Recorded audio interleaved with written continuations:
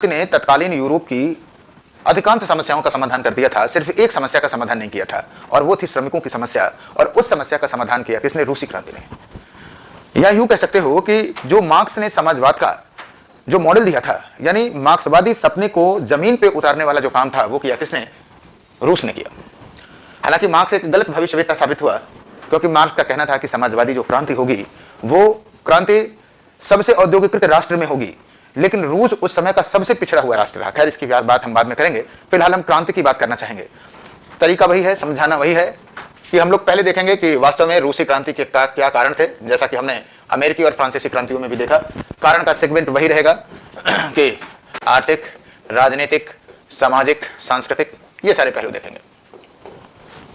दूसरी बात, जो इसका स्वरूप है वो थोड़ा सा क्रिटिकल है, जानने की जरूरत है।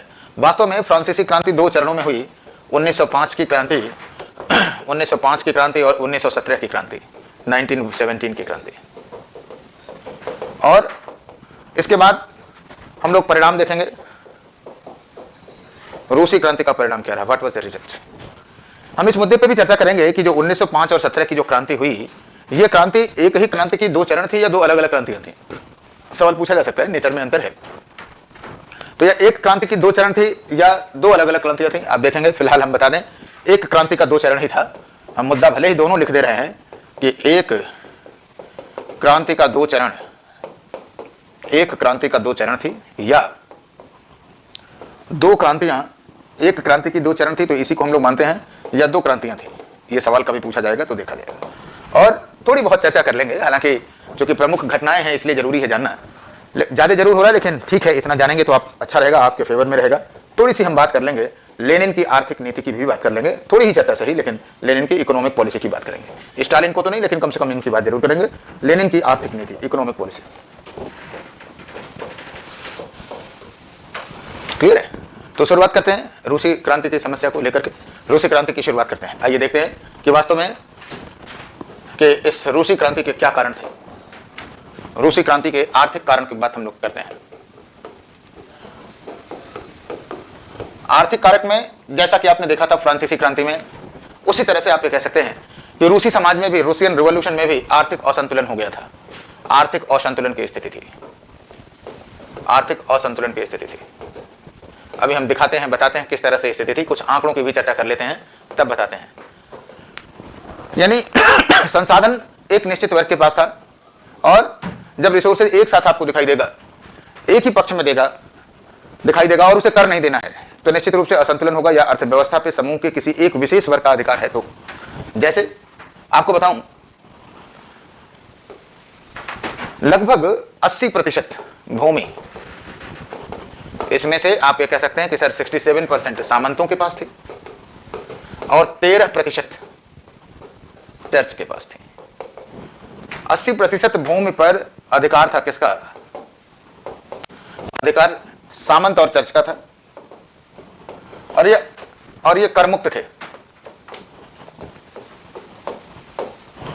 तो जाहिर सी बात है, कर का जो सारा भार होगा वो किसके पे होगा? आम जनता पर होगा, आम जनता पर होगा। श्योर? एकदम कॉन्सेप्ट क्लियर हो जाएगा। अगर आप फ्रांसीसी क्रांति के कारण को देखते हैं तो निश्चित रूप से आप इस सेक्शन को और भी अच्छे ढंग से आप लिख सकते हैं। क्लियर है? और आपको बता दूं कि कर देने का कार्य कौन करता था? आम जनता करेगी। तो आर्थिक असंतुलन की स्थिति होगी कि नहीं होगी? जरूर होगी। दूसरी चीज, रूस के औद्योगिकरण को आपने देखा था पहले से भी कि रूस के पास पैसा तो था नहीं, आम जनता के पास क्रय शक्ति नहीं थी, उद्योगों का बहुत ज्यादा विकास नहीं था। तो ऐसी कंडीशन में क्या हुआ कि सरकार ने पैसा लगाया, और जब सरकार ने पैसा लगाया तो वो लिखेंगे नहीं, समझा दे रहे हैं, केवल समझिए कि सरकार ने पैसा लगाया रक्षा उद्योगों के मामले में। क्लियर है? तो आम जनता में जो उपभोक्ता वस्तुएं हैं, उन वस्तुओं की कमी आ गई। आम बाजार में, मार्केट में, रूसी बाजार में आप ये कह सकते हैं कि आम वस्तुओं की कमी आ गई। और मजेदार बात है, एक कोरिलेशन देखो, ये बात ऑप्शनल के पॉइंट ऑफ व्यू से भी जानने की जरूरत होगी आगे, लेकिन हम फिलहाल जीएस की बात को करेंगे कि यह कंडीशन 1905 में भी थी, यही कंडीशन 1917 में भी थी और यही कंडीशन सोवियत संघ के पतन में 1991 में भी थी। क्यों? क्योंकि पॉलिसी ऐसी अपनाई गई कि सरकार ने औद्योगिक नीति अपनाई। तो सरकार की अपनी आवश्यकताएं क्या थी? यूरोप में अपने आप के सर्वाइवल की थी, तो उसने रक्षा उद्योगों पर ज्यादा ध्यान दिया, उपभोक्ता उद्योगों पर नहीं ध्यान दिया। यानी कुल मिलाकर आप कह सकते हैं कि जो औद्योगिकरण हुआ, अब देखो हम इसको कैसे लिखते हैं कि औद्योगिकरण भी असंतुलित था, इम्बैलेंस था, औद्योगिकरण भी असंतुलित था। यानी जो कुछ भी हुआ वो आप ये कह सकते हैं कि राज्य उद्योग पे हुआ और उपभोक्ता उद्योग, उपभोक्ता जो है वो क्या रहती थी, उपभोक्ता वस्तुएं नहीं रही। और निश्चित रूप से आप कह सकते हैं कि श्रमिकों की भी दयनीय स्थिति थी।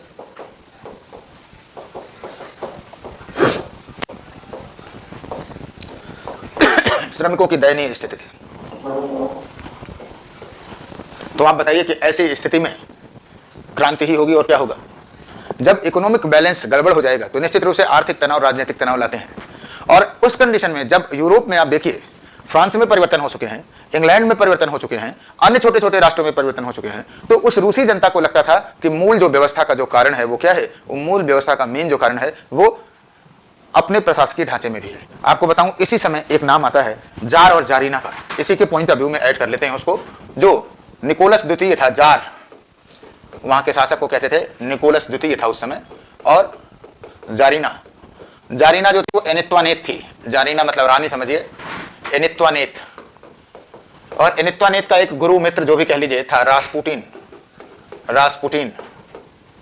इन तीनों की जो जोड़ी थी या जो ट्रिपलेट था, ये बड़ा ही खतरनाक था। जारीना बहुत ही खर्चीली थी, खूब खर्च करती थी, फालतू के खर्चे होते थे। तो ऐसी स्थिति में राज्य पर सदैव कर लगा रहता था। और जो रास्पुटिन था ना, रास्पुटिन की कंडीशन ये थी कि वो हर समस्या का समाधान ये समझता था कि चलो ऐसा करते हैं कि हत्या कर देते हैं, हिंसा में समस्या का समाधान खोजता था। यानी निरंकुशता थी। और निश्चित रूप से इसने भी आर्थिक तनाव को बनाया और रूसी क्रांति जैसी घटना इस पे संपन्न हुई। तो ये आपके आर्थिक पक्षों को आप देखेंगे। अब आइए देखा जाए कि रूसी क्रांति के लिए राजनीतिक पक्ष, राजनीतिक कारक कहां तक जिम्मेदार थे। राजनीतिक कारक, पॉलिटिकल रीजन्स। तो राजनीतिक कारक में हमने आपको बताया कि परंपरागत निरंकुश शासक था, परंपरागत निरंकुशता थी। और जाहिर सी बात है, जब निरंकुशता होगी और विकास नहीं होगा, आर्थिक तनाव आपको दिखाई देगा, तो ऐसी स्थिति में आप ये कह सकते हैं कि विरोध होना जरूरी है। और ये जो निकोलस द्वितीय था, जार, तत्कालीन जार था, वो उसने क्या किया कि स्वेच्छाचारी शासन, ऐसे चली आ रहा था परंपरा से ही, स्वेच्छाचारी शासन किया। संसद नहीं थी, तो आप ये कह सकते हैं कि जो इच्छा करेगा उसी को वो निरंकुशता से करेगा। और जाहिर सी बात है, इस पे जार और जारीना के एक निश्चित ग्रुप का, एक समूह का शासन होने लगा, एक समूह का शासन हुआ।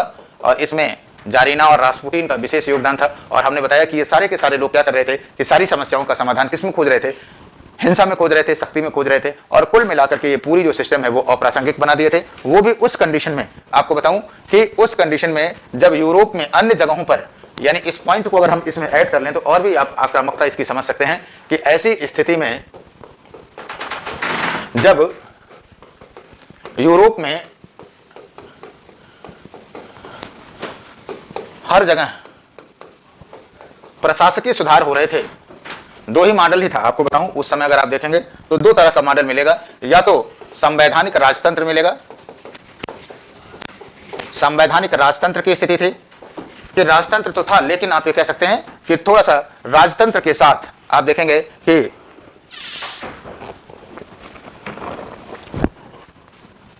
या तो राजतंत्र था लेकिन संवैधानिक सुधारों के द्वारा चल रहा था।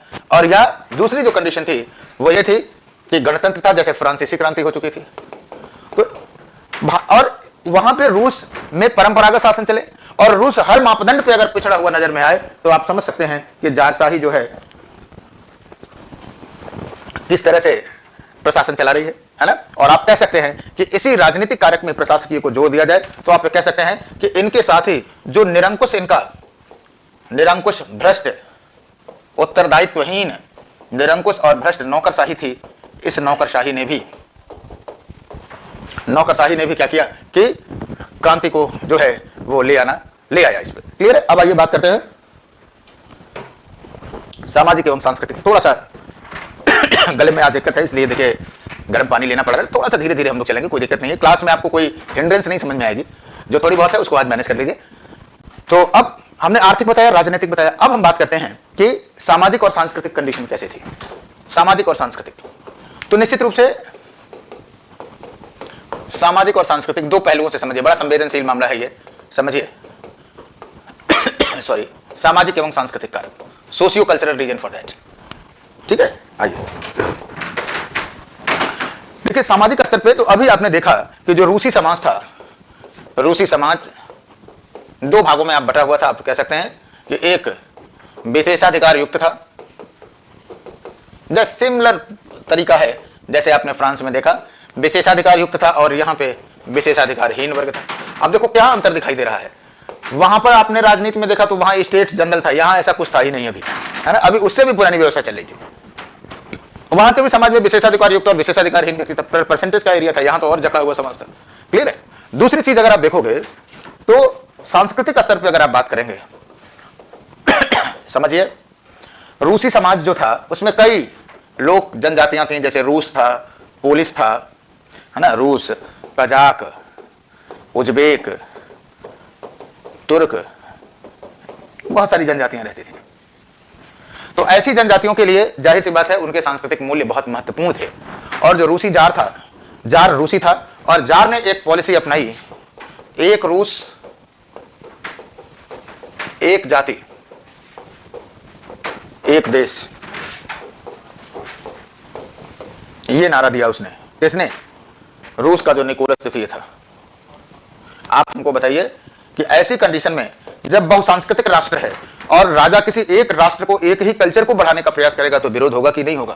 जाहिर सी बात है विरोध होगा। तो सांस्कृतिक स्तर पर इस तरह की पॉलिसी अपनाना भी एक तरह से आप कह सकते हैं कि लोगों के लिए विरोध का कारण बना। एक सांस्कृतिक पक्ष ये है। दूसरा पक्ष क्या है कि सकारात्मक दृष्टिकोण से जैसे हर जगह चल रहा था वैसे ही यहाँ पे भी बौद्धिक आंदोलन चला।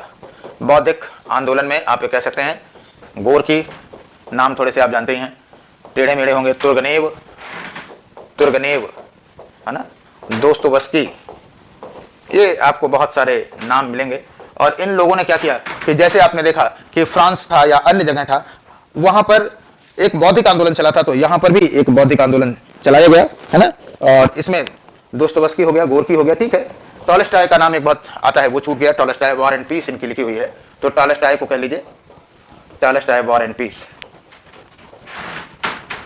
तो आप कह सकते हैं कि इन बौद्धिक आंदोलनों का भी सामाजिक सांस्कृतिक कारकों में एक योगदान था। ठीक है। एक और भी हमको सांस्कृतिक स्तर पे बात करनी चाहिए, और वो ये कहनी चाहिए, आपको लगेगा कि हाँ सर इसको हम राजनीति में भी डिस्कस कर सकते हैं, मान सकते हैं, लेकिन मूल विचार जो था वो क्या था? जब विचार का मामला आएगा तो वो विचार हम लोग कल्चर में रखेंगे। जैसे आपको बताऊं कि रूस में समाजवादी विचारों का उदय हो रहा था, रूस में भी समाजवादी दल का विकास हो रहा था। अब आप अगर एज ए पार्टी की बात करें, राजनीतिक दल की अगर बात करें, तो निश्चित रूप से वो क्या होगा, एक राजनीतिक पार्टी है। लेकिन अगर विचारों की बात करेंगे तो विचार जो है वो क्या होंगे, निश्चित रूप से संस्कृति का पार्ट होंगे। और इसी क्रम में आपको बताएं social democratic party, social democratic party, social democratic party और सोशल रिवॉल्यूशनरी पार्टी, सोशल समाजवादी क्रांतिकारी पार्टी, रिवॉल्यूशनरी पार्टी, सन लिखना बहुत जरूरी नहीं है, लेकिन थोड़ा सा आप लिख देंगे तो एथेंटिसिटी हो जाती है। तो इन पार्टियों का गठन हो रहा था, और ये जितने भी समाजवादी विचार थे, आप जानते हो तब तक तो भाई 1848 में ही शुरू हो चुका था, कार्ल मार्क्स और एंजेल्स का आ चुका था। तो इन निश्चित रूप से क्या कहते हैं कि इन लोगों ने श्रमिकों को संगठित किया, श्रमिकों को संगठित किया। और आपने देखा कि ऑलरेडी श्रमिकों की जो स्थिति थी वो क्या थी, रूसी समाज में बहुत ही खराब थी। तो इस कंडीशन में आप ये कह सकते हैं कि जो वो था, क्या कहते हैं कि रूसी समाज में क्रांति की स्थिति बन रही थी। आर्थिक, राजनीतिक, सामाजिक, सांस्कृतिक स्तर पे असंतुलन दिख रहा था। कुछ पॉजिटिव फैक्टर्स भी थे जो कि रूसी समाज में इन परिवर्तनों के लिए क्या कर रहे थे कि प्रयास कर रहे थे। दो कारण आपको दिखाई देगा जो रूस का तात्कालिक कारण कब मान सकते हैं। आपको बताऊं, जो 1905 की घटना है, बहुत ही फेमस घटना है। 1905 में रूस जापान युद्ध, जापान की कंडीशन जरा एक बार देखिए। 1905 में जापान की कंडीशन देख लीजिए, एकदम छोटा सा ये हुआ, क्लियर है। और निश्चित रूप से ये स्पेशली चीन वाला मामला था, मंचूरिया क्षेत्र पर अधिकार को लेकर के रूस और जापान में युद्ध हुआ। चीन का क्षेत्र था, इतना ना भी लिखें तो आप कह सकते हैं कि इस युद्ध में जापान ने हरा दिया रूस को। जापान ने डिफीटेड किया। यह घटना कई दृष्टिकोण से बहुत ही महत्वपूर्ण रही है। एक तो जो ये बोला जा रहा था कि यूरोपीय श्रेष्ठता का मिथक था वो टूट गया कि यूरोपीय जनजाति है उन्हें हराया नहीं जा सकता यूरोपीय जातियों को। और दूसरे अगर जापान को अगर आप देखेंगे तो संसाधन के पॉइंट ऑफ व्यू से, रिसोर्सेज के पॉइंट ऑफ व्यू से वो क्या था, रूस से काफी छोटा था। तो ऐसी स्थिति में रूसी जनता जो है वो सड़क पर आ गई। तो तात्कालिक आप कह सकते हैं 1905 की जो क्रांति थी, 1905 की क्रांति थी, इसका जो तात्कालिक कारण था वो था रूस जापान का युद्ध होना। और आपको बताऊं कि 9 जनवरी का दिन था, 9 जनवरी 1905, और सेंट पीटर्सबर्ग में 1905 की क्रांति हुई है। यह रविवार का दिन था, ब्लैक संडे इसको कहा भी गया, ब्लैक संडे। और इसमें आप देखेंगे कि सेंट पीटर्सबर्ग में लोग सड़कों पर उतर आए, लाखों की संख्या में सेंट पीटर्सबर्ग में। और जाहिर सी बात है कि ये लोग जब आए तो वास्तव में उस समय मार्केट में न था, न तो ब्रेड था, न तो साबुन था, जो दैनिक जीवन की जो चीजें थी वो भी उपलब्ध नहीं थी। और ऐसे में जब उन्होंने देखा कि जापान से हार रहा है, रूस हार जा रहा है, तो एक अपमान राष्ट्रीय गौरव की भी बात थी और फिर इन्होंने किया। लेकिन इस समय जो है क्या कहते हैं कि गोली चलाई गई और कई लोग मारे गए। यानी अभी तक आप ये कह सकते हैं कि जार की जो सेना थी वो जार के साथ थी, उसकी निष्ठा नहीं भंग हुई थी। और इसे क्या किया गया कि आप ये कह सकते हैं कि इसे दबा दिया गया। लेकिन जार ने तात्कालिक रूप से 1905 की क्रांति में आप ये कह सकते हैं कि तात्कालिक रूप से एक उसने संवैधानिक राजतंत्र की बात कही। यानी इसका इंपैक्ट पड़ा किसका, इसका इंपैक्ट पड़ा संवैधानिक, इस क्रांति का। और इस क्रांति के इंपैक्ट का परिणाम यह हुआ कि रूस में एक संवैधानिक राजतंत्र की स्थापना की गई 1905 में। संवैधानिक राजतंत्र का क्या मतलब था कि रूसी शासक तो बना रहेगा, क्लियर, लेकिन उसमें जो निरंकुशता के तत्व है वो हटाए जाएंगे। तो क्या क्या निर्णय लिए गए, आइए हम लोग देखते हैं कि संवैधानिक जो राजतंत्र स्थापित हुआ उसमें क्या क्या निर्णय लिया गया। यानी जो 1905 की क्रांति में कौन कौन से सुधार प्रस्तावित किए गए। 1905 की संवैधानिक राजतंत्र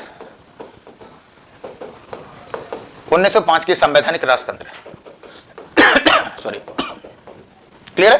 तो इसलिए क्या क्या सुधार प्रस्तावित किए इसकी चर्चा हम लोग करते हैं। तो जो ये संवैधानिक राजतंत्र की घोषणा की गई, इस संवैधानिक राजतंत्र में सबसे पहली बात तो क्या किया गया कि जैसा कि संवैधानिक राजतंत्र में होता है, रूसी पार्लियामेंट की स्थापना कर दी गई। और इस पार्लियामेंट का नाम रहा क्या, ड्यूमा। रूसी पार्लियामेंट की स्थापना यानी ड्यूमा की स्थापना हुई, ड्यूमा की स्थापना हुई, श्योर है। तो आप संसदीय की बात हुई और जितने भी नागरिक अधिकार उस समय थे, नागरिक अधिकार हुए वो प्रदान किए गए। स्वतंत्रता के अधिकार की बात कही गई, स्वतंत्रता, समानता तो नहीं, स्पेशली स्वतंत्रता का अधिकार दिया गया।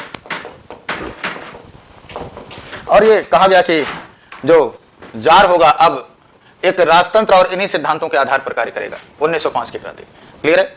निश्चित रूप से 1905 की क्रांति कोई आधारभूत परिवर्तन नहीं ला सकी। क्यों नहीं ला सकी, इसलिए नहीं ला सकी क्योंकि समय समय पर इन्हें क्या किया जाता था, ड्यूमा को सस्पेंड कर दिया जाता था, क्लियर है। और जो भी संवैधानिक ये क्या कहते हैं कि जो परिवर्तन लाए गए वो आप कह सकते हैं कि राजतंत्र समर्थक थे। तो आप कह सकते हैं कि हाथी के दांत साबित हुए, यानी व्यवहारिक रूप से इनका इंप्लीमेंटेशन नहीं किया गया। तो क्या 1905 की क्रांति असफल मान लिया जाए, नहीं। खुद लेनिन ने इस बात को स्वीकार किया है कि 1905 की क्रांति एक ऐसा अभ्यास थी जिसके बिना तो ये 1917 की भी जो क्रांति है वो सफल ना होती। यानी क्रांति का पहला चरण हुआ और क्रांति के पहले चरण में जो आपका मध्य वर्ग होता है ना, या जो क्रमिक परिवर्तनों की बात करता है वो हावी रहा। और अंततः 1905 जो है वो केवल इतिहास के पन्नों में दर्ज तो हुआ, लेकिन उसका कोई बहुत ज्यादा इंपैक्ट, बहुत ज्यादा प्रभाव नहीं पड़ा, श्योर है। लेकिन एक चीज पड़ी कि 1905 में जो 9 जनवरी 1905 की घटना थी, जिसे हम लोग ब्लैक संडे कहा जाता है, वो रूस के इतिहास में दर्ज हो गया और हर वर्ष इसकी वर्षगांठ मनाई जाने लगी, क्लियर है। तो 1905 के बाद आपको बताऊं, हर समय बहुत जल्द ही आपने देखा कि रूस पुतिन एंड कंपनी जो थी वो फिर वही पुराने राजतंत्र वाली स्थिति ला दिया, निरंकुशता की स्थिति ला दी। और आपको बताऊं कि यह स्थिति प्रतिवर्ष चल रही थी। और इसी समय एक घोषणा हुई 1914 में, आपने देखा अभी कि प्रथम विश्व युद्ध हुआ 1900। अब हम बात कर रहे हैं 1917 की क्रांति की। 1905 की क्रांति हो गई और हमने आपको बताया कि इसका महत्व सिर्फ इतना सा है कि कम से कम इसने एक संवैधानिक राजतंत्र की शुरुआत की और फिर उससे प्रेरणा लेते हुए आगे चल करके 1917 की रूसी क्रांति की प्रेरक बनी। फिलहाल हर वर्ष वो ब्लैक संडे का त्योहार मनाया जाता था, वार्षिकी मनाई जाती थी। और इसी क्रम में क्या हुआ कि 1914 में प्रथम विश्व युद्ध की शुरुआत हुई, आप जानते हैं। और इस युद्ध में रूस ने इंग्लैंड के पक्ष में, रूस ने मित्र राष्ट्रों के पक्ष में निर्णय लिया, मित्र राष्ट्रों के पक्ष में भाग लेने का निर्णय लिया, राष्ट्रों के पक्ष में भाग लिया। अब जरा समझिए कि ऑलरेडी रूस की आर्थिक स्थिति खराब है, समाज पर उसका बहुत ही बेहद नकारात्मक इंपैक्ट आप देख रहे हैं, लग रहा है। लेकिन उसके बाद जार ने भाग लेने का प्रयास किया। और आपको बताऊं कि जो सैनिक भेजे गए जर्मन सेना पर, जर्मन सीमा पर सैनिक भेजे गए, आपको बताऊं कि इन सैनिकों के पास भेज तो गए लेकिन पर्याप्त न तो कपड़े थे, न तो खाने का सामान था, इवन गोली तक नहीं थी। यानी सैनिक सुविधाओं से भी क्या कहते हैं कि इनके पास सैनिक सुविधाएं तक नहीं थी। अब बताइए ऐसी स्थिति में सेना कैसे लड़ेगी, है ना। उस समय की सेना की कंडीशन क्या थी कि 50% सेना जो थी वो निरक्षर थी, अंगूठा टेकती, अंगूठा लगाती थी जार की सेना, है ना। लेकिन आपको बताऊं इसी समय एक नाम आता है, लेनिन का नाम आता है, लेनिन। और लेनिन ने एक तरह से इन सैनिकों का ब्रेन वॉश किया और ब्रेन वॉश करते हुए बताया कि आखिर में आप इस युद्ध को क्यों लड़ रहे हैं, यह युद्ध तो रूस के हित में नहीं है ना। और ऐसी स्थिति में जब सैनिकों के पास खुद के लिए पहनने के लिए और कपड़े और चलाने के लिए गोली भी नहीं थी, तो ऐसी कंडीशन में रूसी सैनिकों ने भी विरोध कर दिया। और एक तरह से आप ये कह सकते हैं लेनिन ने यह घोषणा किया कि यह साम्राज्यवादी युद्ध है, यदि उसकी क्रांति संपन्न होती है, क्लियर है, तो वो क्या करेगा, इस साम्राज्यवादी युद्ध से हट जाएगा। श्योर है। तो कुल मिलाकर के आप याद रखिएगा 1905 की जो क्रांति हुई, उस क्रांति में साम्राज्य की सत्ता बची रही, तो उसके पीछे मूल कारण यह था कि वहां अभी सेना उसके साथ थी। लेकिन 1917 में कंडीशन ऐसी बनी कि अब सेना भी किसके साथ हो गई, अब सेना हो गई क्रांतिकारियों के साथ हुई। और 1917 में लगभग जो वर्षगांठ है रूसी कैलेंडर के अनुसार तो फरवरी में पड़ेगा, है ना। ग्रेगोरियन कैलेंडर का यूज वो करते नहीं थे, सोवियत कैलेंडर का यूज करते थे। और फरवरी की बात आपको बता रहा हूं, लगभग 25 फरवरी के आसपास होगा वो, फरवरी मार्च की क्रांति। और सेम कंडीशन था, जैसे लग रहा है कि इतिहास अपने आप को दोहरा रहा है। वही निरंकुश सत्ता डूमा सस्पेंडेड है। और वास्तव में हमने बोला ना कि लगभग 25 फेब था, एकदम डेट नहीं जानने की जरूरत है, नहीं जानते हो तो कोई बात नहीं है। आप ये कह सकते हैं कि जो खूनी रविवार की 12वीं वर्षगांठ थी, खूनी रविवार की, और इस पे लगभग 1.5 लाख लोग सड़कों पर उतर आए। फिर वही मंजर आपको दिखाई दिया जो 1905 का था, 1.5 लाख लोग सड़कों पर उतर आए। मुद्दा क्या था, मुद्दा वही था कि जो आम जनता के दैनिक उपयोग की चीजें थी वो एक बार फिर मार्केट से गायब थी। और जब शासक ने सेना को यह आदेश दिया कि वो इनके खिलाफ हो जाए, तो सेना ने भी इस बार क्या किया, हथियार चलाने से इनकार कर दिया। और निश्चित रूप से रूसी जनता को लग गया, रूसी शासक को लग गया कि अब क्रांति अवक्षेपित हो गई है, अब इसको नहीं रोका जा सकता है, क्लियर है। और वहीं पर रूसी जार ने भी क्या कर दिया, अपने आप को सरेंडर कर दिया। यानी कुल मिलाकर के आप कह सकते हैं कि इसी पे कई बार यह भी प्रश्न पूछा जाता है कि रूसी क्रांति क्या खूनी क्रांति थी। नहीं, ऐसा नहीं था, रूसी क्रांति खूनी क्रांति नहीं था। लेकिन जो लोग पढ़ेंगे, जो लोग जानेंगे, वो आपको बताऊं कि रूसी क्रांति को, आदर्शों को बचाने के लिए स्टालिन ने भयंकर रक्त क्रांति की थी। तो वास्तव में रूसी क्रांति खुद रक्त रंजित क्रांति नहीं थी, बल्कि आगे चल करके उस क्रांति को बनाए रखने के लिए सोवियत संघ में वो रक्त रंजित क्रांति के रूप में हुई। अदरवाइज वो ब्लैक संडे की घटना इस तरह से इतनी तो हर क्रांतियों में होती है ना। उसके बाद आप देखेंगे कि कोई बहुत ज्यादा हिंसा कम से कम रूसी क्रांति के दौरान तो नहीं हुआ। फिलहाल जो फरवरी मार्च की बात हुई, इस फरवरी मार्च में इस क्रांति के बाद क्या हुआ कि एक सर्वहारा वर्ग की सरकार बनी। और पहले सर्वहारा वर्ग में भी आपको बताऊं, समाजवादी जो क्रांति हुई, इसमें भी 2 दल उभर करके आए। पहला दल आया मेनसेविक और दूसरा आया बोल्शेविक। मेनसेविक और बोल्शेविक, ये दूसरे चरण की बात आपको बता रहा हूं। मेनसेविक जो थे वो क्रमिक परिवर्तन चाहते थे, यानी आप कह सकते हैं कि सर उदारवादी टाइप के थे, क्रमिक परिवर्तन चाहते थे। और जो बोल्शेविक थे वो क्या थे, वो तीव्र और संपूर्ण परिवर्तन, तीव्र एवं संपूर्ण परिवर्तन चाहते थे, एकदम मार्क्स के सिद्धांतों को लागू करना चाहते थे, है ना। 1917 के बाद बता रहे हैं। फिलहाल इस बार भी जो पहली बार आया वो मेनसेविक आए। और मेनसेविकों ने क्या हुआ कि एक तरह से केरेंस्की के नेतृत्व में, एक एक घटनाक्रम को समझते रहिए, केरेंस्की के नेतृत्व में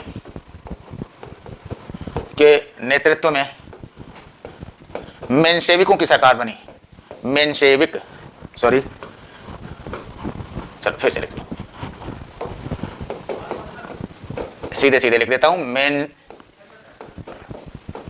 मेनसेविकों की सरकार बनी, नंबर 1। और इसका नेतृत्व किया किसने, केरेंस्की ने किया, ठीक है। और ये जो थे क्रमिक परिवर्तन की बात करते थे, समझिए इस बात को, क्लियर है। लेकिन ठीक इसी समय क्या हुआ कि एक संस्था बनाई गई, वो थी सोवियत यानी एक मेनसेविकों की सरकार बनी और इसी समय एक संस्था बनी, चलो रेड से कर देता हूं, साम्यवादी क्रांति का प्रतीक है ना, क्रांतिकारी सोवियत परिषद।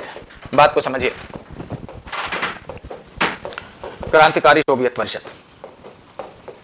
और यह बताया गया कि वास्तव में जो असली शक्ति होगी वो किसमें होगी, क्रांतिकारी सोवियत परिषद में होगी, है ना। और जो मेनसेविकों की जो सरकार है वो सरकार क्या होगी, वो निश्चित रूप से आप ये कह सकते हैं कि वो सरकार इन सिद्धांतों के आधार पर चलाएगी। फिलहाल जो मेनसेविक की सरकार बनी उसने कुछ निर्णय लिए, उन निर्णयों को ध्यान देने की जरूरत है। नंबर 1, पहली बात तो आप ये कह सकते हैं कि सर राजतंत्र समाप्त कर दिया गया, यानी जो सदियों से रोमेनाऊ वंश था उस रोमेनाऊ वंश की सत्ता समाप्त किया इन्होंने। लेकिन एक तरह से उदारवादी गणतंत्र के आधार पर शासन चला, यानी जो स्वतंत्रता, समानता या जो नागरिक अधिकार थे, मानवाधिकार थे, जो यूरोप के आप कह सकते हैं कि सर स्वतंत्रता, समानता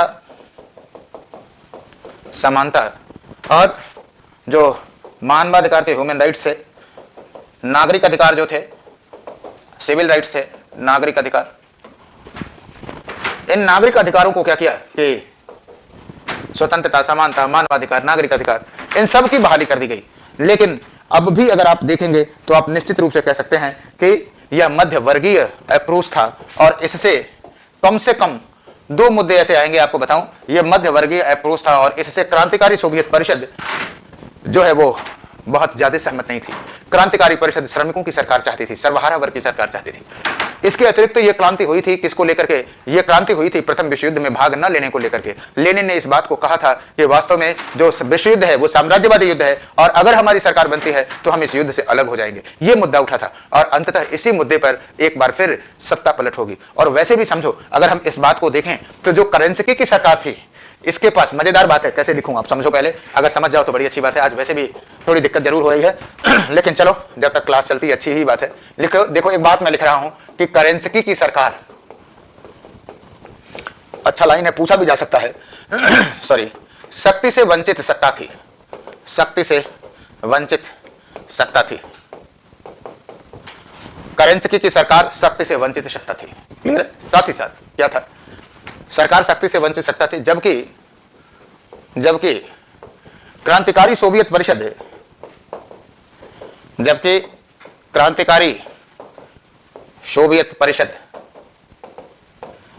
क्रांतिकारी सोवियत परिषद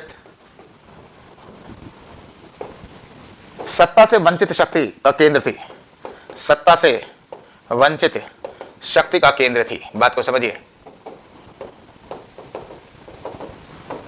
खूब समझ रहे होंगे।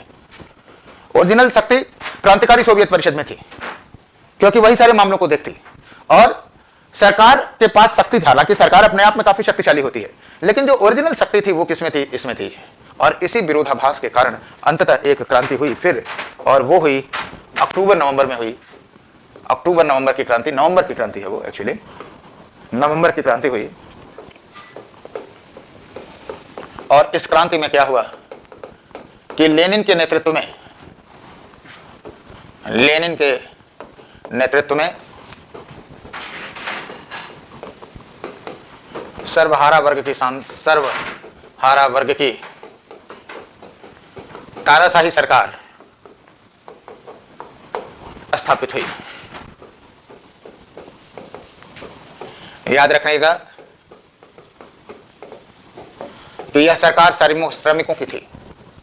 इसका दावा था कि यह सर्वहारा वर्ग की सरकार है, यानी बुर्जुआ वर्ग और पूंजीपति वर्ग के लिए अब कोई भी स्थान नहीं था।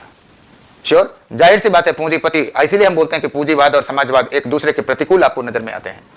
तो आप कह सकते हैं कि यह समाजवादी सिद्धांतों पर सरकार बनाई गई। ये जो सरकार थी ये समाजवादी सिद्धांतों पर बनाई गई, और जो समाजवादी सरकार बनी वो क्या करेगी, जो समस्त संसाधन होंगे, समस्त संसाधनों पर अधिकार कर लेगी।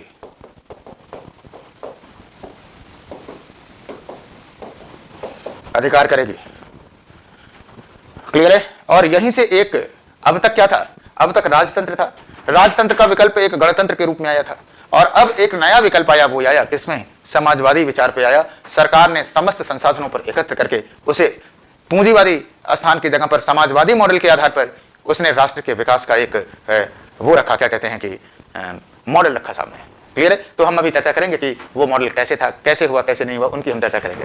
फिलहाल रूसी क्रांति संपन्न हुई, नवंबर की क्रांति। और आप जानते रहिएगा कि जो अक्टूबर नवंबर की जो भी क्रांति थी, 17 की क्रांति और 1905 की क्रांति, ये एक ही क्रांति का दो चरण थी। क्लियर है? ये अलग अलग क्रांतियां नहीं थी, क्योंकि रूसी समाज के जो मुद्दे थे, रूसी समाज की जो स्थिति थी, वो एक जैसी थी, है ना, वो नहीं परिवर्तन हुआ था। फिलहाल रूसी क्रांति क्या हो गई? संपन्न हो गई। अब हम सवाल इस बात का देखते हैं कि रूसी क्रांति का जब आप स्वरूप देखेंगे तो एक तो 1905 की क्रांति की बात करेंगे और फिर 1917 में मेंशेविक और बोल्शेविक की क्रांति की बात करेंगे। क्लियर है?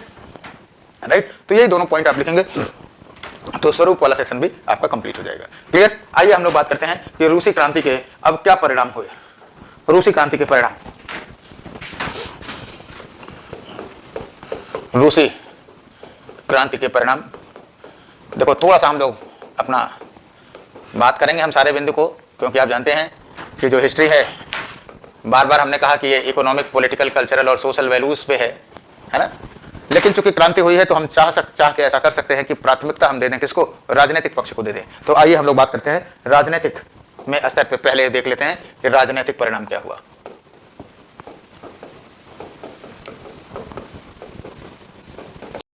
सबसे पहली बात, आप जानते हो कि जो रोमेनाऊ वंश था उसकी सत्ता समाप्त हुई।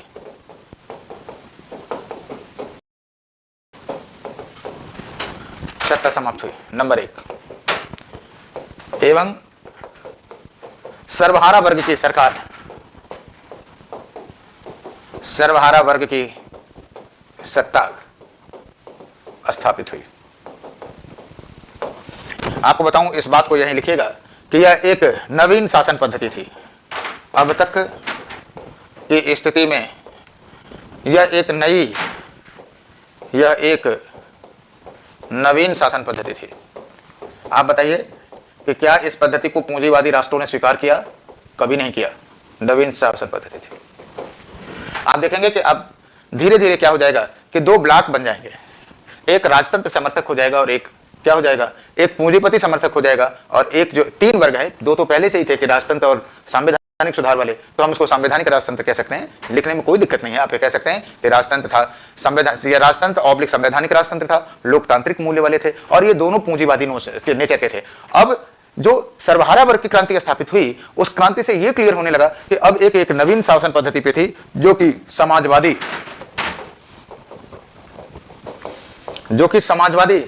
पद्धति पर हुई। यानी आप कह सकते हैं कि दूसरा पॉइंट बना लेते हैं, चलो वो तो आपको पॉइंट से पिछले बनाता हूं कि याद रहे, और कोई ऐसा नहीं है, है ना। दूसरी चीज आप कह सकते हैं कि कार्ल मार्क्स के सिद्धांतों को लागू किया। और ये चीज लिख सकते हैं कि शीघ्र ही वैचारिक रूप से जो पूर्वी यूरोप था, आप ऐसे लिख सकते हैं कि शीघ्र ही वैचारिक रूप से पूंजीवाद एवं समाजवाद, पूंजीवादी कर दिया जाए, पूंजीवादी और समाजवादी शासन पद्धतियों की प्रतिद्वंदिता देखी गई। एकदम ऐसे ही लिख डालिएगा, आपका नोट्स हो जाएगा। मैंने पहले भी कहा कि वैसे इस हफ्ते आपको मैक्सिमम एक अच्छा मिड नेशनल मूवमेंट तक लोग पहुंच जाएंगे। जो आपके रिसर्च जो नोट्स की जो टीम है, तो वो आपके पास पहुंच ही रहा है मॉडर्न का, और फिर वर्ल्ड हिस्ट्री का देंगे। वर्ल्ड हिस्ट्री में हमने क्लास में ही इतनी चर्चा किया है, दूंगा, ऐसा नहीं है कि इसका मटेरियल नहीं मिलेगा ना। Once committed then the commitment will be completed, and this batch is specially dream batch for the target with Alok team. हम देखते हैं कि sometimes in your comments disappointment is impressed where. आप हर जगह निराशा व्यक्त करते हैं, मैं देखता हूं, समझ सकता हूं आपकी बात को, लेकिन मैं फिर कह रहा हूं कि 8-10 महीने का प्लान है, बैच है, सेक्टर बैच है, जो कुछ भी लिया जाएगा निर्णय वो बहुत सोच समझ के लिया जाएगा। और निश्चिंत रहें, स्तर पे बात करें, बिना बात की बात का तो कोई वही नहीं है, कोई मतलब ही नहीं है। लेकिन जो प्लान है, जैसे ज्योग्राफी का प्लान है, तो आप जानते हैं कि वो पब्लिकली सर पढ़ाते ही पढ़ाते हैं। तब तक थ्रू आउट पूरे बैच के दौरान आपको क्या लगता है कि नहीं पढ़ा पाएंगे, पढ़ाएंगे, है ना। हिस्ट्री आपकी मैक्सिमम खत्म ही खत्म है, जो छूटी हुई है वो भी खत्म होगी, परेशान ना होइए। और जितना कोई भी व्यक्ति संस्थान में टाइम दे सकता है उससे ज़्यादा हमने आपको समय दिया है। समय की बहुत ही क्राइसिस रहती है, उसके बावजूद दिया है ना। और आप देखिएगा आज की जो पब्लिक क्लास रही है मॉडर्न आर्ट पे, आप देखेंगे काफ़ी आनंद आएगा। खैर कला का जो पार्ट है वो तो यहाँ भी पढ़ाया जाएगा, लेकिन जो हमने मॉडर्न आपको पढ़ाया हुआ है यहाँ पे प्रीलिम्स में, उसकी क्लास के बाद इस क्लास को 50 मिनट की क्लास होगी, 50-55 में हमने मौर्यों के कला और पतन को आपको डिस्कस किया है वहाँ पे। आप देखिएगा आपको काफ़ी अच्छा लगेगा। और एक बात बता दूं, आप लोग तो खैर इस बैच के पार्ट है और निश्चित रूप से प्राथमिकता का प्रश्न है मेरी तरफ से स्पेशली। आप देखोगे चाहे ऑप्शनल होगा चाहे ये होगा, कमिटमेंट होगा, वो हम आपको हर हालत में हर स्थिति में उसको 100% कमिटेड करेंगे। कमिटमेंट है वो पूरा करेंगे, है ना। कई बार आप लोगों की कमेंट में निराशा दिखती है कि अरे सर पता नहीं पढ़ाएंगे कि नहीं पढ़ाएंगे, क्या करेंगे क्या नहीं करेंगे, कैसे करेंगे कैसे नहीं करेंगे। ऑप्शनल के बैच में तो मेरा एक प्लान है कि चूंकि वो टोटली मेरे ऊपर डिपेंडेंट रहेगा, तो हम कम से कम वीकली या 10 दिन में या कुछ चैप्टर्स खत्म हो जाएंगे, क्लास के अंदर ही बताएंगे। ऑनलाइन भी रहेंगे और ऑनलाइन भी चीज़ों को आपको बताएंगे, टैकल करेंगे, क्योंकि तुरंत एक इंटरेक्शन हो जाएगा तो सारी बातें क्लियर हो जाएगी। वो बताऊंगा वहाँ पे कि कैसे करना है, क्लास के अंदर ही करूंगा, पब्लिकली बताने की इसकी कोई आवश्यकता नहीं है। कि जिस प्रश्न पे रोकेंगे आपको वही रुक जाना होगा, उस पर डिस्कशन होगा, फिर आगे बढ़ा जाएगा। खैर वो मैकेनिज्म है, उसको डिस्कस करेंगे।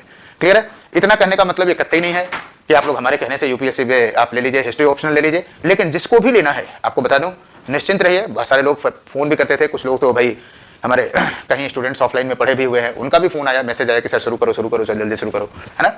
तो ऑप्शनल्स में अगर आपका हिस्ट्री ऑप्शनल है तो इस तरह की नकारात्मकता से एकदम मत करिएगा। बस ईश्वर से मनाइए कि स्वस्थ रहें और स्वस्थ हैं ही। आज आप देखिए कि इतनी प्रॉब्लम पे क्या मैं नहीं लिखवा सकता था, बहुत आसानी से लिखवा सकता था कि आज सर किसका स्वास्थ्य नहीं, आज की क्लास में नहीं लेंगे। ऐसा कोई बहुत बड़ा अपराध तो नहीं है कि अगर मैं कह दूं कि मेरा गला खराब है, नहीं बोला जा रहा है, आपके सामने ही गर्म पानी में ले रहा हूं कि चलिए थोड़ा बहुत रिलीफ मिलता रहेगा। लेकिन मेरा ये मानना है कि चलो ठीक है 2 घंटे की क्लास नहीं, 1.5 घंटे की क्लास, 1.25 घंटे की क्लास, 1 घंटे की भी क्लास चली जाएगी तो लड़कों में कंटिन्यूटी बढ़ेगी। तो इस कमिटमेंट पे आप जानते रहिए, सत्यम त्रिपाठी सर कभी भी पीछे नहीं हटेंगे। और जो लोग भी कहीं भी पढ़े होंगे वो जानते हैं कि अगर हमने वहाँ कमिटमेंट किया है तो पूरा किया है ना। ऐसा भी कहा है, आपको बताऊँ, अब नाम नहीं लूंगा, सेंटर के लोग हो सकता है जुड़े भी हों, जाने हों, कि एमपीपीएससी की बात थी। एक 7 डेज में हमने 7 डेज में यहाँ से बना के गया था कि 7 दिन के अंदर वर्ल्ड हिस्ट्री पूरी हो जाएगी। 7 टॉपिक थी, पूरा है ही नहीं। 8 से 9 दिन में पूरा कंप्लीट किया, पूरी चीज़ें पढ़ाया लिखाया, एक एक सवाल को डिस्कस किया, है ना। हाँ ये है कि क्लास टाइम को 2 घंटे की जगह पे 3-3.5 घंटे की क्लास लेनी पड़ी। तो commitment is the commitment, don't worry for that anythings. Clear है। और हिस्ट्री है, ज्योग्राफी है, इसके बाद साइंस, आप साइंस और एनवायरमेंट आपका चल ही रहा है, साइंस चल रहा है ना, साइंस चल रहा है। साइंस और टेक के साथ भी कोई बहुत बड़ी समस्या नहीं है। आप पढ़ेंगे, किसी से भी पढ़ेंगे तो आप केवल कंटेंट पे ध्यान दीजिए।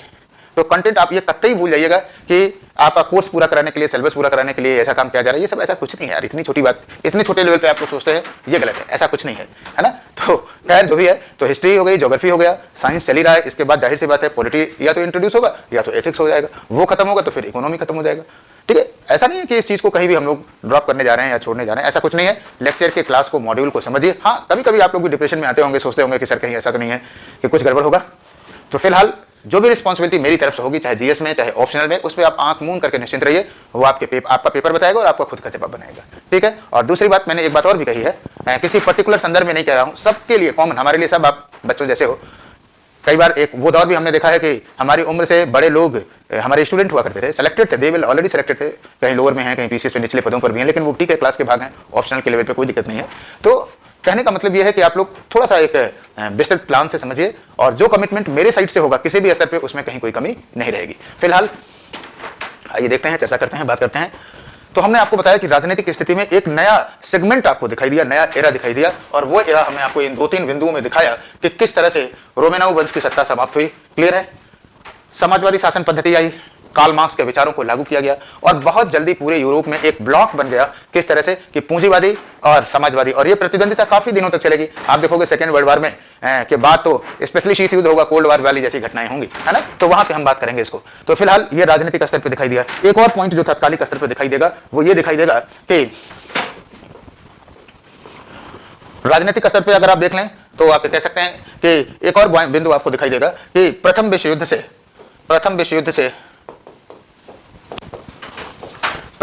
से रूस अलग हुआ।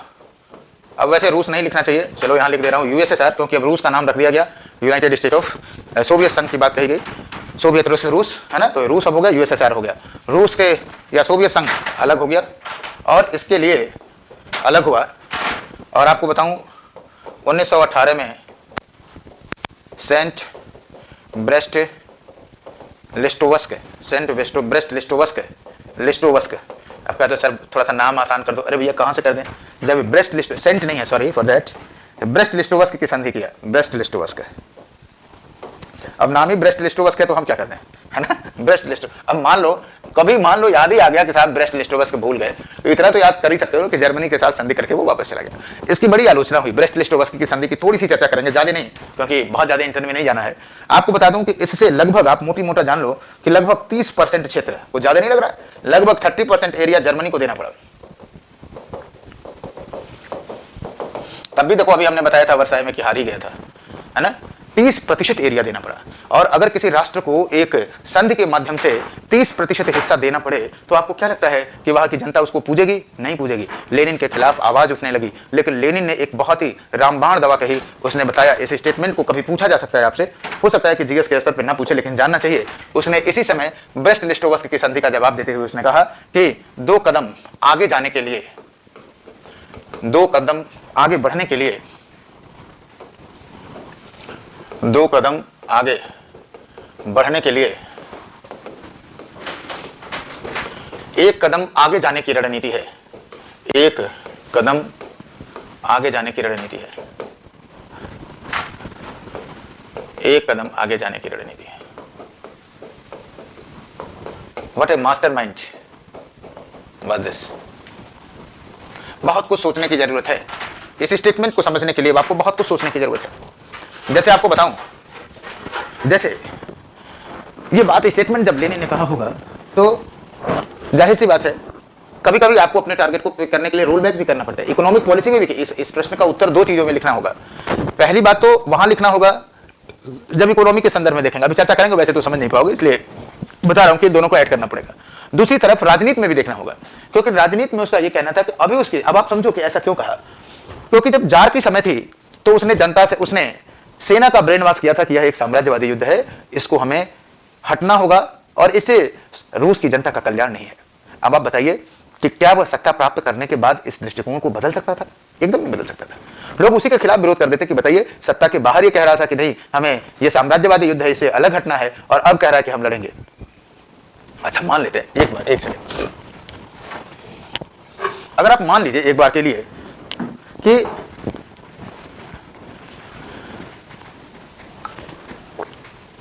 अगर आप मान लें एक बार के लिए कि वो अपना स्टेटमेंट पलट देता और कहता कि हम लड़ेंगे, whether it was possible, I think not. The 50% of the militant of the Russian army that was illiterate. There was no any military resources to fight with the Germans. On the which basis Lenin may continue the battle, of course. और जब आप स्वेच्छा से हटोगे तो आपको breast लिस्टोवस्क जैसी संधि करनी ही पड़ेगी, वो भी सामने जर्मनी है। लेकिन खैर आपको बताऊं, जो इसने वादा किया वो प्रॉमिस किया, क्योंकि इसके बाद अब वो पार्ट पॉलिटिकल साइंस और डिफेंस स्टडीज का है। चलो डिफेंस स्टडीज लोग हमको बहुत अच्छे ढंग से जानते हैं, हो सकता है आप लोगों में से भी कुछ लोग जानते रहे हों कि डिफेंस और हिस्ट्री ऑप्शनल मैंने लगातार पढ़ाया हुआ है रेगुलरली, है ना। तो आप ये कह सकते हैं कि अब तो खैर डिफेंस नहीं रहा, तो आप इस बात को कह सकते हैं कि, हालांकि आप लोगों को आश्चर्य होता है, जो नए लोग होते हैं वो कहते हैं साहब हिस्ट्री और डिफेंस एक साथ कैसे पढ़ा रहे हैं, ना। तो आपको बता दूं कि डिफेंस भी मैंने पढ़ाया हुआ है, हिस्ट्री तो पढ़ाता रहा हूँ। हाँ, अफेक्शन रहा है, एक्सपर्टनेस ज़्यादा रही है डिफेंस हिस्ट्री में। खैर हम बात कर रहे हैं कि जो क्या कहते हैं कि ये आगे चल करके लेनिन के समय में एक नाम आता है ट्राटस्की का। ये पार्ट आपके अंदर नहीं है, लेकिन चलिए 1 मिनट के लिए स्टोरी पे वापस आ जाएंगे। ट्राटस्की और स्टालिन, इन दोनों ने मिलकर के सोवियत संघ के लिए एक ऐसी सेना किया, रेड आर्मी जिसको आप कहते हैं, कि वो जाकर के एक तरह से विश्व की सबसे शक्तिशाली सेना बनी। तो ये क्या था, आगे जाने के लिए पीछे बढ़ने की रणनीति। श्योर है, तो इसको लिखना होगा। खैर जब कभी पूछेगा तो क्वेश्चन आंसर सेशन में हम लोग इसकी चर्चा करेंगे, चाहे किसी भी समय कर लेंगे, कोई दिक्कत नहीं है। आइए बात करते हैं, आगे बढ़ाते हैं। तो ये रहा राजनीतिक पार्ट रहा। आइए बात करते हैं इकोनॉमिक, आर्थिक क्षेत्र में क्या परिवर्तन हुआ। हमने आपको बताया कि आर्थिक क्षेत्र में मार्क्सवादी पद्धति क्या कहती थी कि संसाधनों पर नियंत्रण कर लो। Very good. अच्छा, जिसके संसाधनों पर नियंत्रण किया होगा वो तो गाना गाया होगा, क्यों जी, जाहिर सी बात है वो क्या ही करेगा। और सच पूछो, अभी तक जो मार्क्स ने या एंजल्स ने जो सिद्धांत दिए थे, उन सिद्धांतों का इंप्लीमेंटेशन नहीं हुआ था। It was the first time when Lenin implemented the Marx and Engels model in the case of economy. पहला ऐसी बात थी। तो संसाधनों पर नियंत्रण कर दिया गया राज्य पे, और क्या किया गया, जो फार्म हाउसेस थे, कृषि का समूहीकरण हुआ, ग्रुपिंग ऑफ द एग्रीकल्चर हुआ, कृषि का समूहीकरण हुआ, है ना। पूंजीपतियों का बहिष्कार हुआ, बाइकआउट ऑफ द कैपिटलिस्ट, पूंजीपतियों का बहिष्कार हुआ।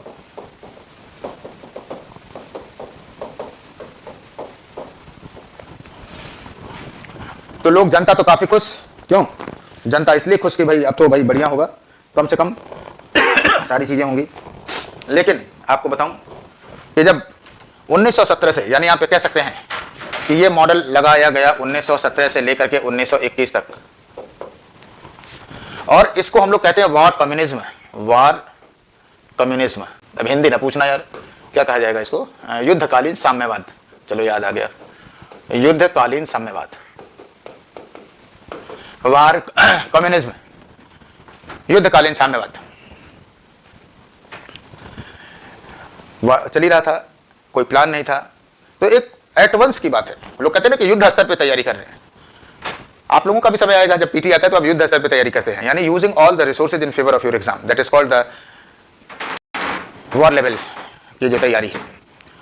लेकिन हैरानी की बात क्या हुई, आप ध्यान में रखिएगा, इस बात को भी हम रेड में लिख दे रहे हैं समझने के लिए, कि 1921 में एट द लेवल ऑफ 1921, 1921 में जो उत्पादन का स्तर था बढ़ गया नहीं, उत्पादन का स्तर 1917 से भी कम हो गया। व्हाट ए शॉकिंग रिजल्ट, 1917 से भी कम हो गया। What was the fault, what was missing in this system? क्या हो गया ऐसा? जार की व्यवस्था खराब थी, सब कुछ था। तो इस नई व्यवस्था में आपने देखा कि 17 के भी प्रोडक्शन से कम प्रोडक्शन हुआ उसमें। तो जाहिर सी बात है, आप जानते हो कि कई बार व्यवस्था को लागू करना महत्वपूर्ण नहीं होता है। How the people of the Russian society accepted this model, whether they can understand or not, definitely they couldn't understand the model। वो समझ ही नहीं सके कि how the resources या how the production will be distributed। अगर सरकार सारे resources पे स्थान कर लेगी तो what will be role of common people, ये डिसाइडेड नहीं था। और उसका मूल मुद्दा यही था कि लोगों को योग्यता के अनुसार काम मिले और उनकी आवश्यकता के अनुसार या उस कार्य के अनुसार उन्हें वेतन मिले। ये मूल सिद्धांत था समाजवादियों का। लेकिन दे couldn't deliver their principles among the citizens, and that's why the citizen of the USSR did not accept this model, and the ultimate result was in front of you, the production at the level of 1921 that was very much low with comparison to the 1917। 19 लोगों ने सरकार के इस संदेश को समझा ही नहीं, और परिणाम यह हुआ कि 1917 के प्रोडक्शन लेवल से भी वो लेवल कम हो गया। अब क्या होगा? अब यह हुआ कि लेनिन एक बहुत ही व्यवहारिक प्रैक्टिकल राजनेता था, और उसने 1921 में एक नई नीति लाई, और 1921 की जो नीति थी वो नीति थी उसकी नेप, न्यू इकोनॉमिक पॉलिसी। 1921 की नई आर्थिक नीति। एकदम परेशान नहीं होने की जरूरत है, नहीं पूछा जाएगा, लेकिन फिर भी आप जानते रहिए, the new economic policy of the आर्थिक, क्या लिख दिया जाए, 1921 की नई आर्थिक नीति। और जो नई आर्थिक नीति थी वो इसी सिद्धांत पे थी कि दो कदम आगे बढ़ने के लिए एक कदम पीछे हटने की रणनीति, एक कदम पीछे हटने की रणनीति थी। पीछे जाने या पीछे हटने की रणनीति, भाव समझिए। तो इस 1921 की जो नई आर्थिक नीति आई, उस आर्थिक नीति में उसने बल तो दिया समाजवादी मॉडल पर, फोकस तो समाजवादी मॉडल ही था, लेकिन उसने क्या किया कि पूंजीवादियों को भी स्वीकार किया। कुछ लेवल पे उसने कहा कि छोटे स्तर पे पूंजीपतियों को एक्सेप्ट किया और कहा कि वो चाहें तो सोवियत संघ की अर्थव्यवस्था में, इकोनॉमी में क्या कर सकते हैं कि वो एक योगदान कर सकते हैं, एक इकोनॉमिक पॉलिसी ला सकते हैं। तो जाहिर सी बात है कि ऐसी स्थिति में पूंजीवादियों ने तो बड़ी खिल्ली उड़ाई लेनिन की औकात पे आ गई समाजवादी मॉडल, है ना। लेकिन 1921 की आर्थिक नीति का आपको सकारात्मक प्रभाव जरूर दिखाई दिया। लेकिन 1925 में जब स्टालिन आया, इसी के साथ हम इकोनॉमिक डिस्क्लोजर करेंगे, कहां तक ले जाएंगे फिलहाल आप जानते रहिए कि 1925 में जब स्टालिन ने सत्ता संभाली तो स्टालिन ने शक्ति के बल पर उस समाजवादी मॉडल को लागू किया, और न केवल लागू किया बल्कि जिन लोगों ने विरोध किया उसने मौत के घाट उतार दिया। और इस आधार पे उतार दिया कि उसने कहा कि ये वो मानसिक गुलाम लोग हैं जो कि क्रांति के महत्व को, समाजवादी क्रांति के महत्व को समझ नहीं रहे हैं, और इनको मुक्त करना उसी तरह से जरूरी है जिस तरह से रूसो ने कहा था कि अगर कोई व्यक्ति अपनी स्वतंत्रता समाज को न दे पाए तो वो मानसिक गुलाम है, उसे मुक्त कर देना चाहिए। तो रूसो का नाम लेकर के उसको हटा जरूर दिया गया, लेकिन वास्तव में रूसो ने ये थोड़ी कहा था कि उसकी गर्दन काट दीजिए, है ना। और वास्तव में जो रूसी क्रांति 1917 तक रक्त रंजित नहीं थी, उसी क्रांति के आदर्शों को बनाए रखने के लिए स्टालिन ने क्या किया, इतना भयंकर रक्तपात किया कि वो खूनी रंजित क्रांति हो गई। फिलहाल स्टालिन की यह खासियत थी कि स्टालिन के नेतृत्व में न केवल आर्थिक विकास का वो उच्चतम स्तर प्राप्त किया गया, बल्कि एक आश्चर्य की बात यह हुई कि जब 1929-30 में विश्वव्यापी आर्थिक मंदी आई तो सारे पूंजीपति राष्ट्र, सारी जो पूंजीपति खेमा था वो धड़ाम से गिर गया और सोवियत संघ की अर्थव्यवस्था ऐसा सच बनी रही। और उस समय ये एक तरह से कहा जाने लगा कि समाजवादी जो व्यवस्था थी वो पूंजीवादी व्यवस्था से काफी अच्छी थी। क्लियर है? तो आप ये कह सकते हैं कि जो रूसी क्रांति थी उसने एक तरह से आप ये कह सकते हैं कि एक नया मॉडल भी डेवलपमेंट कर दिया। और आपको बताऊं कि जो प्लान्ड इकोनॉमी थी, प्लान्ड इकोनॉमी 1925 से स्टालिन ने ले आए, है ना, नियोजित अर्थव्यवस्था, फिर उसे पूंजीवादियों ने भी अपनाया और भारत जैसे मिश्रित अर्थव्यवस्था वालों ने भी बनाया कि पूंजीवादी भी रहे, समाजवादी भी रहे, सार्वजनिक सेक्टर भी रहे, पब्लिक सेक्टर भी रहे और प्राइवेट सेक्टर भी रहे। तो एक बहुत बड़ा क्रांतिकारी परिवर्तन है। और मेरे जैसा जो मानने वाला, इतिहास को समझने वाला व्यक्ति है, वो ये मानता है कि 1917 से लेकर के 1991 तक अगर आप देखोगे तो विश्व इतिहास की कोई भी ऐसी घटना नहीं होगी जो सोवियत संघ को छोड़ करके हो जाए, उसी के इर्द गिर्द होगी। The either side will be definitely USSR, right. तो 1917 से लेकर के 91 तक का जो इतिहास है वो निश्चित रूप से रूसी क्रांति से प्रभावित रहा है। तो हमने राजनीतिक परिप्रेक्ष्य को, आर्थिक परिप्रेक्ष्य को बहुत अच्छे ढंग से आपको बता दिया, पर्याप्त आप लिख सकते हो। क्लियर है? अब आओ जरा बात कर लेते हैं सामाजिक और सांस्कृतिक परिप्रेक्ष्य में कि रूसी क्रांति का क्या इंपैक्ट रहा। सामाजिक और सांस्कृतिक, सोशियो कल्चरल, सामाजिक एवं सांस्कृतिक प्रभाव।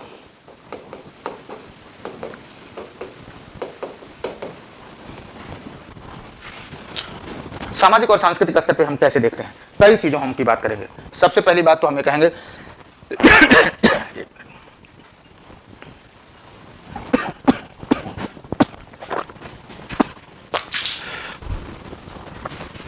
सबसे बड़ी बात हम ये कहेंगे कि इसने किसी भी प्रकार के वर्गीय, नस्लीय और सामाजिक विभेद को, वर्गीय, नस्लीय और सामाजिक भेदभाव को समाप्त कर दिया।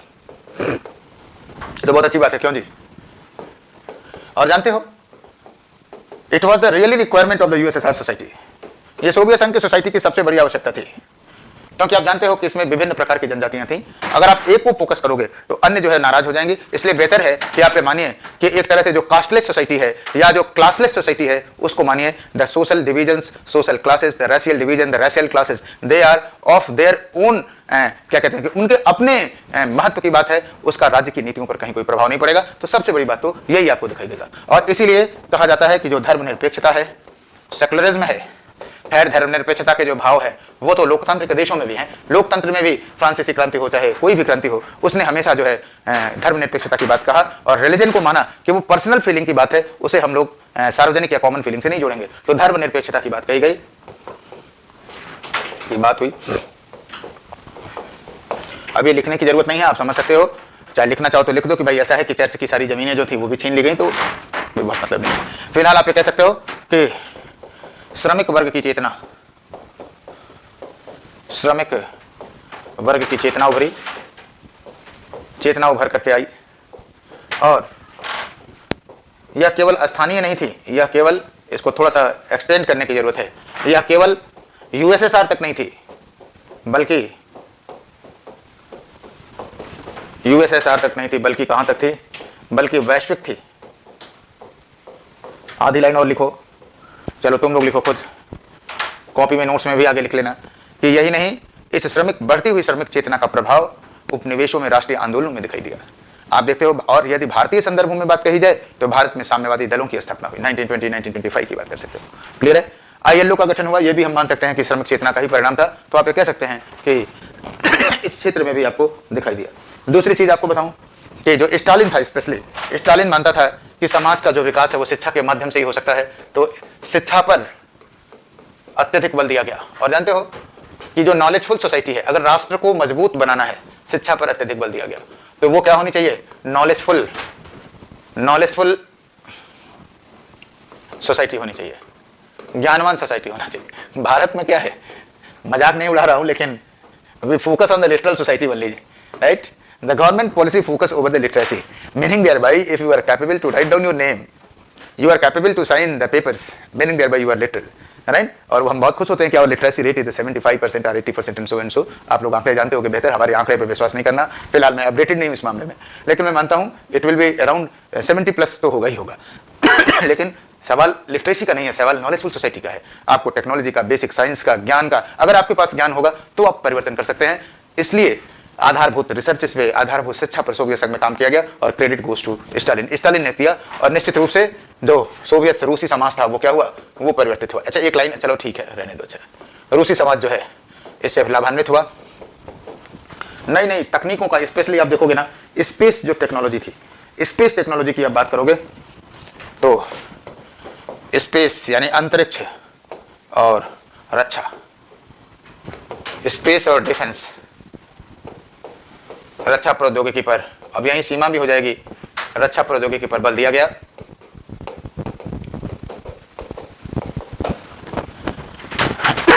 क्लियर है। और निश्चित रूप से अगर स्पेस और डिफेंस पे बल दिया जाएगा तो जाहिर सी बात है धरातल पर लोग नहीं दिखाई देंगे। क्लियर है। और जब धरातल पर नहीं दिखाई देंगे तो वो एक समस्या बनी रहेगी कि जो उपभोक्ता वस्तुओं की कमी आपको दिखाई दे रही है, वो कमी आपको जो है क्या है कि निश्चित रूप से 1917 या इस समाजवादी मॉडल में भी दिखाई दिया। सैनिक रूप से एक महाशक्ति बना, है ना।